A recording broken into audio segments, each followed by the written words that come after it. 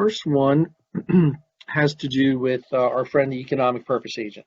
So, as we talked before, we're concerned that entities are doing business with entities that it doesn't make sense for them to be doing business with, and that may be an indication of some underlying criminality. So we're going to go look at a couple of entities here.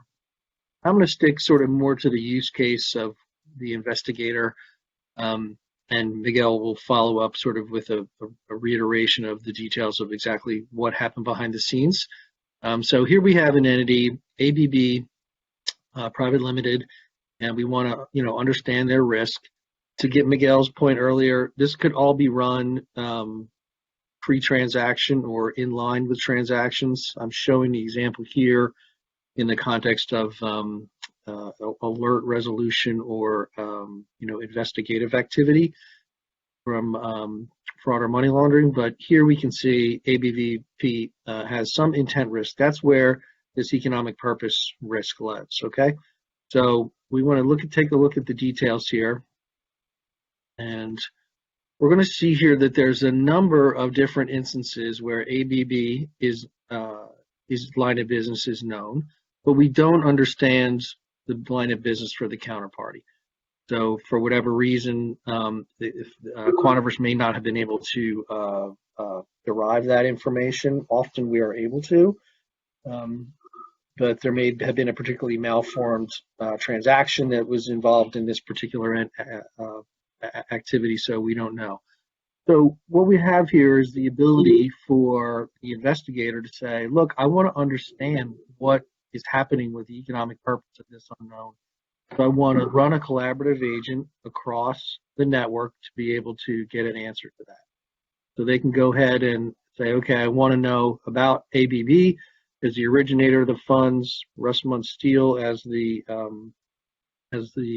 receiver of the funds, Russman's at this bank account, and we're going to ask the question. So off we go, we ask, and what comes back is that, hey, these are consistent, right? So it makes sense in this case to the algorithm that this entity ABV, that is a tool manufacturer, was transacting with this entity that's actually a steel company.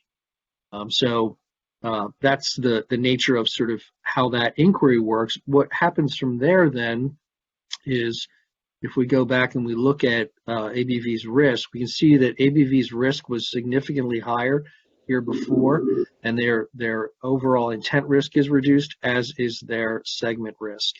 And similarly, Russman Steele also was very high. Their reduction has come down to high. Now, they both have some reputation risk in these cases, which will still influence overall risk. But we at least understand in this case that characteristic is mitigated.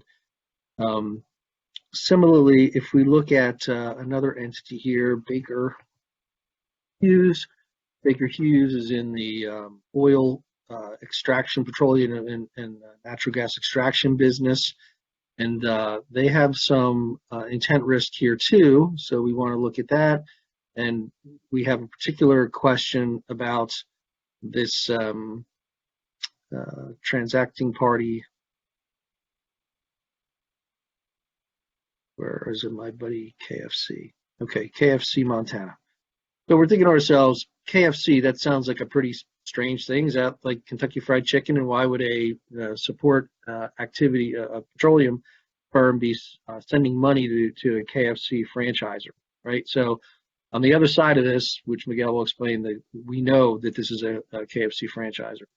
So again, we can ask the question about this particular instance of this entity and these two entities transacting, and we see you come back and says, now this guy says it's inconsistent. Okay, so again, going back and looking then at the results, then we see that this intent risk is significantly higher than it was. The overall risk is very high, and similarly, KFC has a significantly higher intent risk and a recalculated overall risk segmentation. So, the results of the collaborative agent are fed back into the scoring and to the overall decisioning or recommendation of associated of risk, segmenting of risk for particular entities.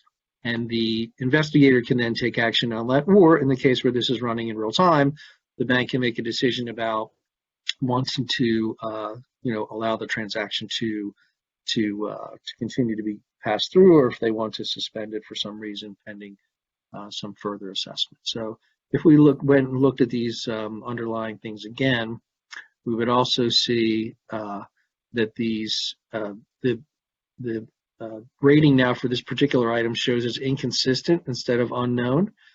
And we don't, to Miguel's point, we don't know at Bank One what the line of business is, but we know that it was verified with the counterparty bank, and we know that the conclusion of an inconsistent line of business is what we should be focusing on. Let me show you one other thing real quick. So a second use case that we talked about is the sort of account takeover or fraud type use case where somebody might be sending fraudulently sending a invoice, and maybe there's some question about that during the transaction monitoring process or in real time while they're transacting. So we can go look at an entity's transactions and see the beneficiaries of these transactions. And there's a couple instances down here that we might want to take a look at. So the question that we're going to ask here is the name that's provided for this beneficiary, for this account holder at the counterparty bank. Do the name and the account number match up with the concern being that I've received an invoice and I'm going to pay somebody and I want to make sure that it's really the right bank account. So we can ask the question here that, is Saxo Wax really the entity at this bank that has this account number?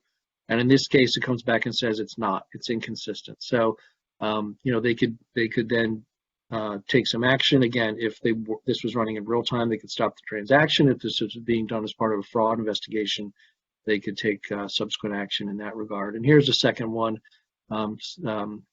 Staff Cryogenics. Again, asking the same question, is Staff Cryogenics the entity at the Shy Bank that really holds this account number? And again, the answer here is yes. So in this case, it's consistent. There would be no risk associated. So again, just a couple simple examples of how the multi-party computation can help and give the parties an answer without actually exchanging information.